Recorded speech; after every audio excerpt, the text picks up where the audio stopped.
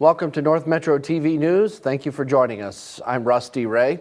First up today, homeowners are getting notices in their mailboxes about the values of their property. In many cases, values are up by more than 20% since last year. But does that mean higher taxes next year? Mike Johnson talked with Anoka County's tax assessor to get some perspective. Even if you haven't done much to improve your home recently, chances are it's worth more, a lot more. Valuation notices like this for taxes payable in 2023 went out at the end of March. In Anoka County, the median increase for homeowners was 21%. All you have to do is look at what homes are selling for.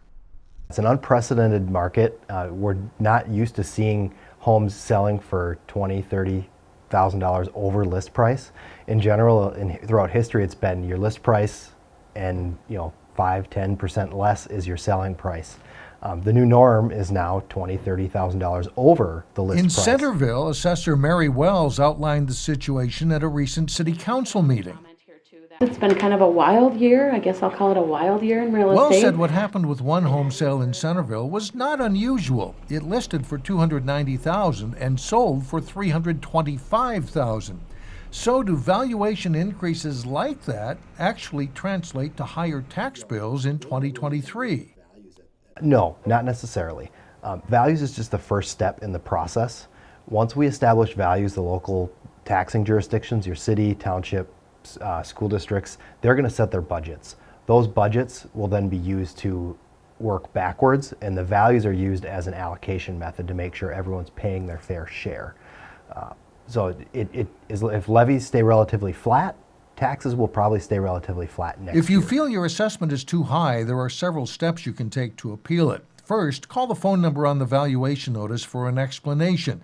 Most questions can be settled that way. Otherwise, assessors may check home sales in your area and may even come to view the property.